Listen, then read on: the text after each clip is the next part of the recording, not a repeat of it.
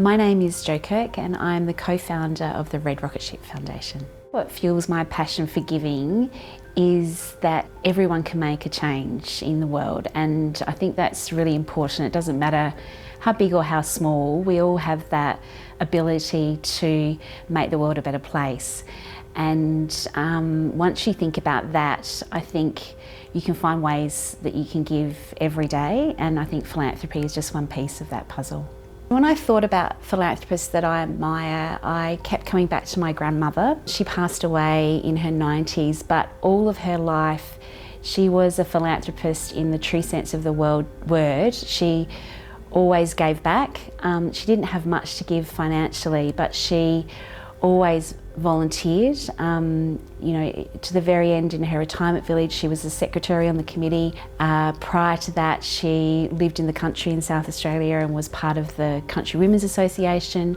She was always providing cakes for our cake stall at school. She was widowed young in her 50s, and she was a strong woman who, despite the time, she then started to look after herself as she had raised her 4 sons and all of her grandchildren around her. When I was fortunate enough to have more than what I needed, it was really clear what we needed to do with that wealth, and was to give it in a way that would be useful to other people.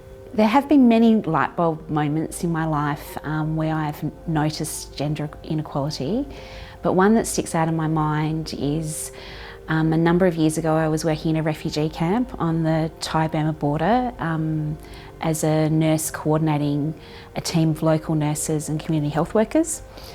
And we would have a weekly clinic where about anywhere between 500 to 1,000 women and babies would come to receive extra nutrient-rich rations because the women were breastfeeding, they were postnatal and breastfeeding. What we knew at that time was, despite giving the information that the mother was to have those rations to help with the breastfeeding, the rations were being given to the men in the family.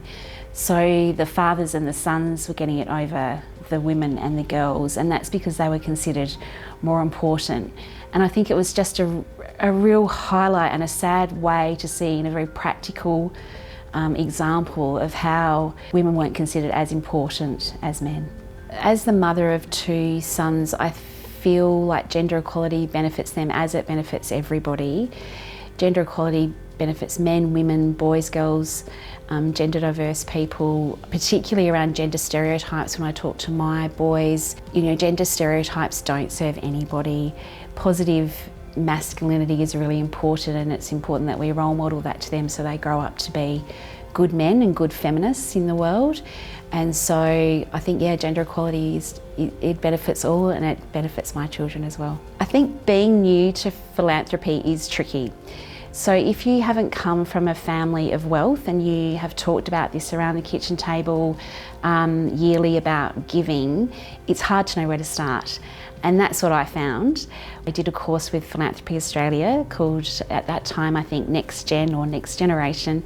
And it was really useful because it gave me some tools, some reading, and probably the best thing about it was that I got an introduction to Julie Riley, so the CEO of Australians Investing in Women, and that was instrumental for me because it was like I'd found my tribe, my mentor, my person to go to when I had questions, because I knew that I wanted to focus the giving from the foundation around women and girls.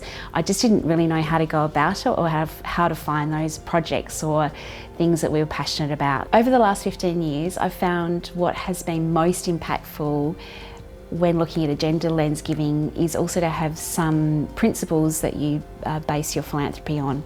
And we've worked around doing multi-year funding that's not specifically contingent on particular outcomes of a program, but it's more for the core work of the organisation. We've built relationships with people so that our funding is trust-based. And I think that by focusing on gender and women and girls, we are sort of bringing all of that together and focusing on where the money can have the most impact, as well as following those principles of best practice.